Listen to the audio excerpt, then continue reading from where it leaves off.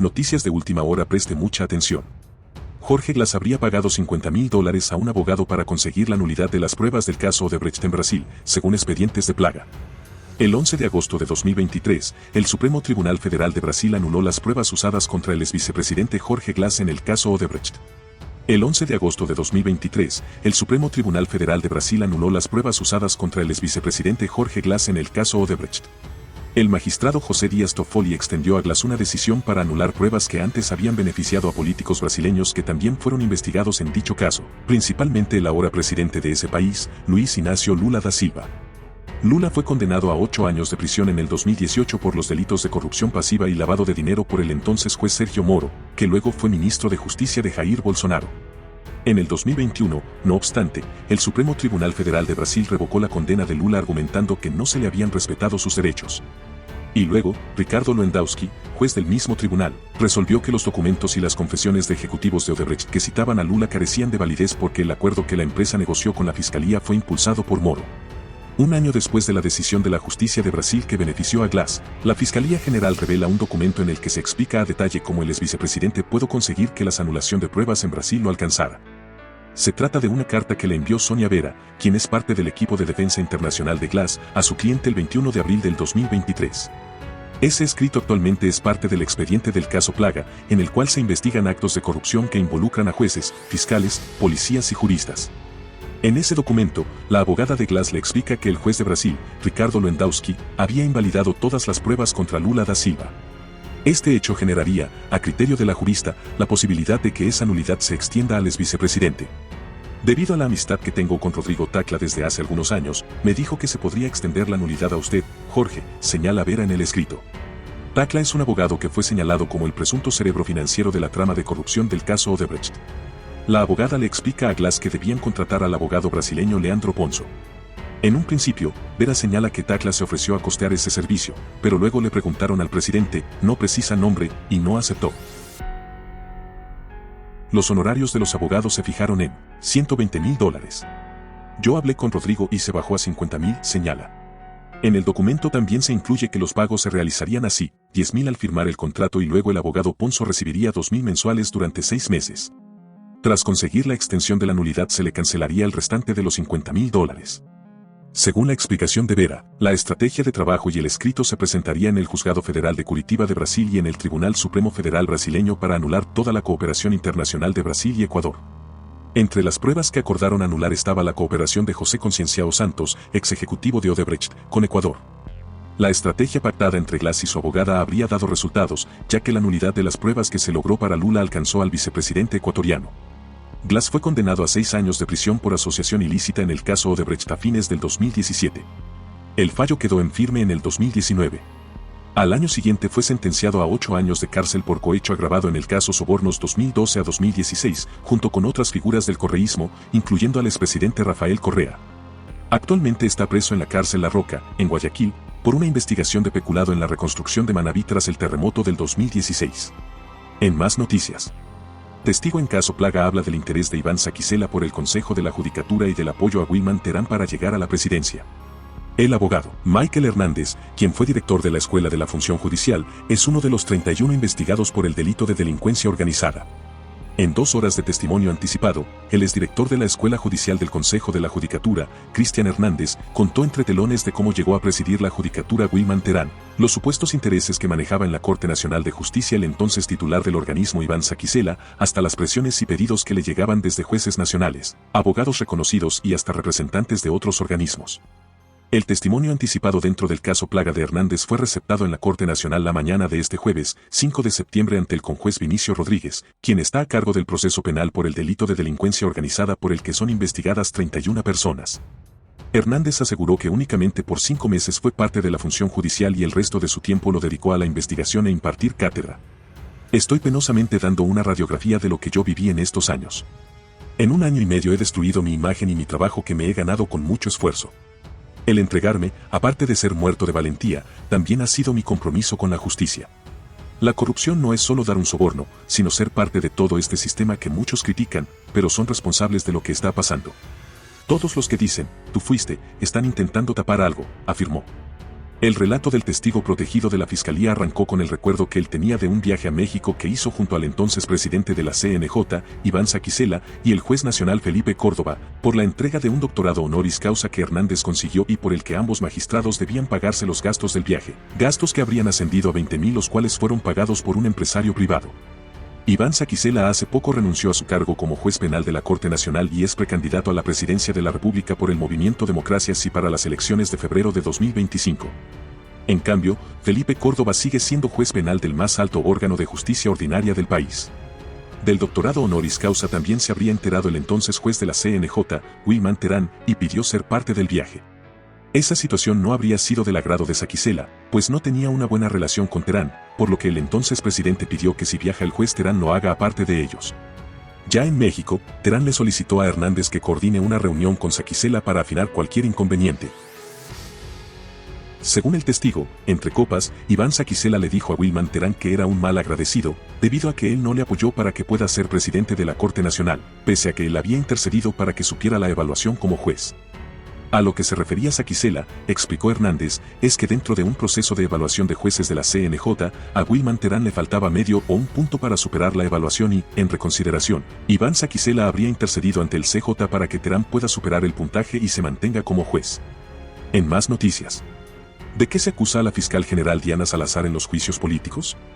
Incumplimiento de funciones que se mostraría en actuaciones sesgadas en ciertos casos penales es la causal común en los procesos. La noche del pasado 4 de septiembre del 2024, el Consejo de Administración Legislativa, CAL, dio paso al pedido de la fiscal general, Diana Salazar, para que se reactive el juicio político en su contra, que había quedado suspendido porque su embarazo presentaba un cuadro de riesgo. Este primer proceso lo puso la legisladora correísta Gisela Garzón en noviembre del año pasado. El CAL resolvió también unificarlo a otro pedido de interpelación que surgió en mayo de este año. El proponente fue otro asambleísta de la Revolución Ciudadana, Héctor Valladares.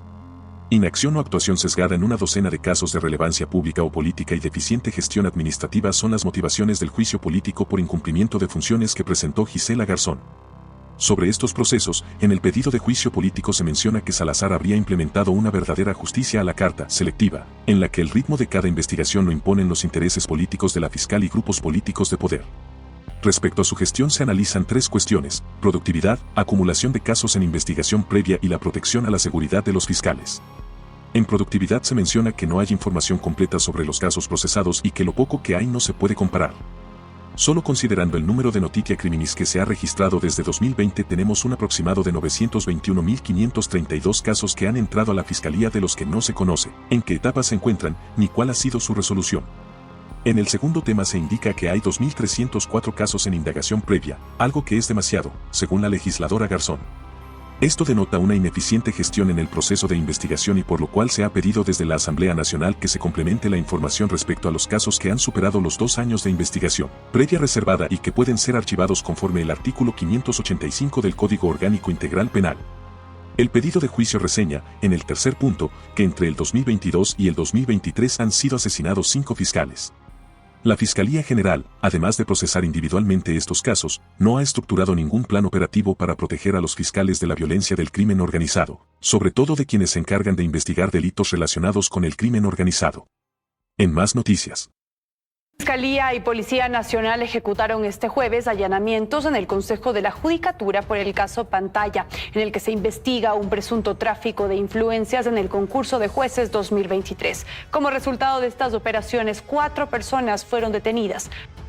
4 personas detenidas con fines investigativos es el resultado de los operativos ejecutados este jueves como parte del caso Pantalla, en el que se investiga un presunto tráfico de influencias en el concurso de jueces para la Corte Nacional de 2023, declarado nulo en enero de este año. Entre los detenidos están 2 ex asesores del expresidente del Consejo de la Judicatura, Wilman Terán, así como otros 2 actuales funcionarios. Entre los indicios recabados están además archivos y dispositivos digitales que que contendrían las pruebas de un posible delito. Los allanamientos se extendieron también a los departamentos de tecnología y talento humano de la Judicatura, pues según la Fiscalía se habría solicitado información en 8 ocasiones sin respuesta. Ante ello, el Consejo de la Judicatura en un comunicado aseguró que se brindarán todas las facilidades para el desarrollo de esta investigación. La Comisión de Fiscalización de la Asamblea no tiene fecha aún para reunirse y retomar el juicio político a la fiscal general Diana Salazar, como lo dispuso el CAL. Sin embargo, las bancadas del Partido Social Cristiano, ADN y Construye dicen que no darán sus votos para destituirla. Aunque la decisión la tomó el CAL la noche de este día miércoles, hasta este jueves todavía la Comisión de Fiscalización no se ha convocado para abocar conocimiento de esta decisión de la reactivación y la unificación de los juicios políticos en contra de la fiscal general del Estado, Diana Salazar. Quienes sí se han pronunciado han sido las diferentes bancadas. Han adelantado, por ejemplo, que en el Partido Social Cristiano, en Construye y también en ADN no respaldarán esta posibilidad de enjuiciar a la primera autoridad de la Fiscalía. Quienes también se han pronunciado sobre los argumentos de esta solicitud de juicio político son los interpelantes. Así respondió la asambleísta Paola Cabezas a la carta que envió la ministra Mónica Palencia a la Comisión de Fiscalización, en la que dice que buscará una sanción para la legisladora por sus comentarios, pues según Palencia, incitan al odio. Si quiere que se lo diga en tono un poco más coloquial, señora ministra, usted es incompetente. Y lo demuestran las cifras del manejo de su ministerio. Esto mientras en la Comisión de Fiscalización esperan la convocatoria para que se reúna la mesa y abocar conocimiento de la decisión del CAL de reactivar y unificar las solicitudes de juicio político en contra de la fiscal general del Estado, Diana Salazar. Los legisladores Héctor Valladares y Gisela Garzón son los interpelantes y hablan de las causales. Tienen que ver con demoras y demás ineficiencia alrededor de casos como el Encuentro, caso León de Troya, Sinohydro o INAPapers, sobornos. Con una posible fuga de información clasificada en los chats que se han hecho públicos, inclusive por medios internacionales, en conversaciones que tenía la señora fiscal con el ex legislador Ronnie Aleaga. Sobre este último argumento, Valladares no descarta que entre sus pruebas se pida el testimonio del ex asambleísta y ahora prófugo de la justicia, Ronnie Aleaga. No descartamos esa posibilidad, pero en este momento no podría decirles que eso vamos a hacer. Tenemos que hacer todo el análisis y si fuera necesario, según nuestra estrategia técnica jurídica, podría darse el caso. El tratamiento del juicio político a la fiscal avanzará mientras la Asamblea espera que la Corte Constitucional se pronuncie. Sin embargo, es un juicio que por ahora no tiene el respaldo del Partido Social Cristiano, ADN y Construye. El Partido Social Cristiano ha mantenido una postura que no ha cambiado. Sin embargo, quiero hacer una diferenciación, la del partido y mi pronunciamiento que tiene que ser oportuno luego que se conozcan los hechos en la comisión. Pero mi postura ha sido muy clara, creo que esta fiscalía ha demostrado que está atacando la corrupción. Los casos Metástasis, Purga, Plaga, Poder Judicial, Sinohydro, que sí está ya en camino, lo demuestran así. Según los legisladores, el riesgo que corre el juicio a la fiscal es que en el camino la Corte Constitucional deje sin efecto la sentencia judicial sobre los 3 juicios políticos a los ministros del gobierno anterior y se vea obligada a suspender este segundo juicio político.